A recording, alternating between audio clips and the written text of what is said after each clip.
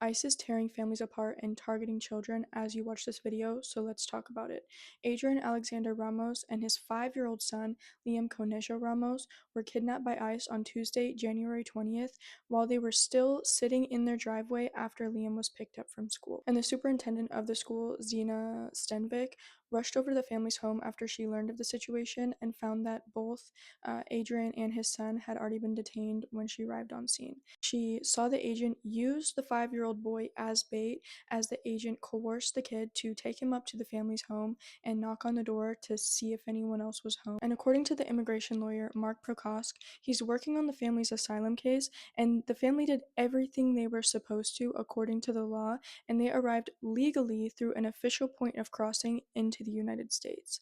He explicitly stated that the family are not criminals and they came here legally. And the assistant of the DHS, Tricia McLaughlin, is deceiving the public by saying that this was a targeted operation targeted towards illegal aliens. However, this can simply be proven false due to the fact that the family's immigration lawyer literally stated that the family are not criminals and that they came here legally and are abiding by the law.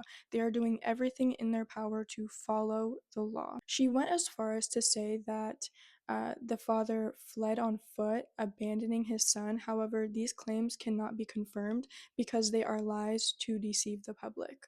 Do not believe DHS right now.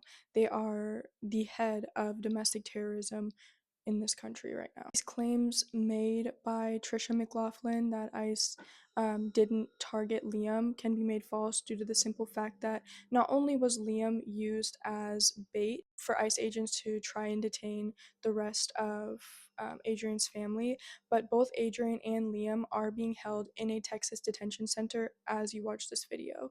And separately, Zena, the school superintendent, said that while she and her colleagues were getting ready for this press conference, ICE agents drove onto the school property, but they were forced to leave by administrators. And as well on Tuesday, according to Zena, a 17-year-old Columbia Heights student in Minneapolis was kidnapped by ICE without their parents present, and from a lack of evidence, there's no judicial warrant for the teen's arrest, and Superintendent Zena said that the teen was taken out of their car. Zena also reported that on January 14th, ICE agents forced their way into a family's apartment and kidnapped a 17-year-old girl and her mother. Another report from the school superintendent states that on January 6th, a 10-year-old student, along with her mother, were taken from their car while the mother was on her way to drop the student off at school.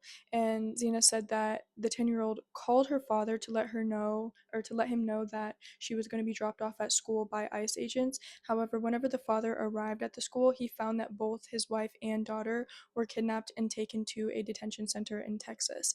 And DHS still has not responded to questions asked about these other illegal arrests made by ICE. And these are just clear violations of human rights. They are clear violations of due process. This is so clearly domestic terrorism. ICE agents are terrorizing our communities, and it is being funded by our tax dollars.